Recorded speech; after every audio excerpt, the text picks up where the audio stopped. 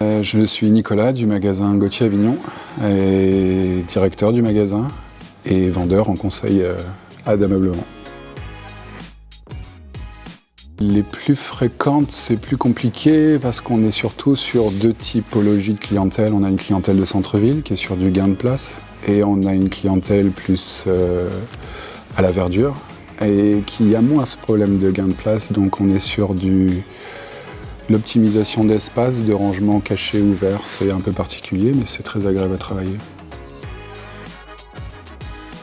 Donc le projet de Monsieur et Madame Esglias s'est passé par une première visite en magasin, sans connaître forcément la marque.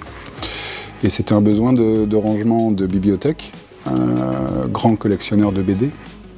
Et il fallait à la fois du rangement, beaucoup de rangements ouverts, donc la gamme préface, c'est celle à laquelle j'ai pensé tout de suite, mais la cliente voulait aussi enlever le côté très rectiligne de la gamme, sans pour autant jouer sur des hauteurs différentes. Donc c'était un peu plus compliqué, on a apporté des casiers de couleurs et il a fallu s'adapter à du sur-mesure. On s'est complètement appuyé sur ça, déjà pour voir le volume que ça représentait dans une pièce, puisqu'il a fallu faire vraiment une pièce entière en bibliothèque sans venir complètement se sentir écrasé et surchargé. Donc ça a pu permettre de voir jusqu'à quel point on pouvait avancer ou reculer en fonction d'une porte, d'une fenêtre, etc.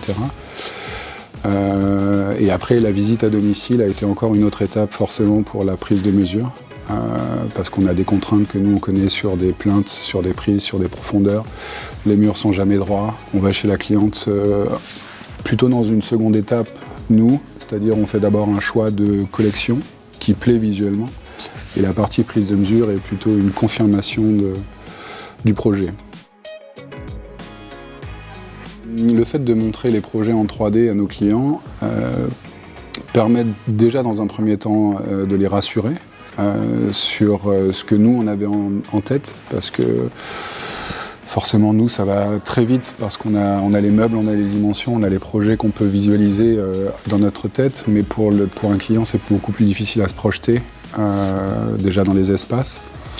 Et ensuite, en l'occurrence avec cette gamme préface, le fait d'avoir des lignes et de pouvoir engager de la décoration dans le meuble avec des livres, avec des éléments décoratifs, permettent de montrer que finalement une gamme qui était très rectiligne, on peut jouer avec la décoration et du coup casser tout ça. Donc ça les a beaucoup confortés dans leur projet. Pinterest, Instagram nous donnent beaucoup de sources d'inspiration. La gamme Gauthier dispose d'un beau catalogue qui nous met en avant pas mal de meubles et du coup beaucoup d'inspiration aussi avec les projets Gauthier. L'expérience aussi qu'on a chez beaucoup de clients qui fait qu'on arrive à concevoir des espaces et mettre en avant pas mal d'éléments en pensant toujours à la déco qui va après. Un meuble vide, c'est très compliqué à mettre en situation chez un client. Par contre, dès qu'on l'accessoirise, on se projette. Dans un plan 3D, le plan 3D est vraiment primordial pour de l'agencement, du sur-mesure, de la bibliothèque, du rangement, du gain de place, etc. Mais sur du meuble fini, on arrive quand même à passer à côté du plan 3D.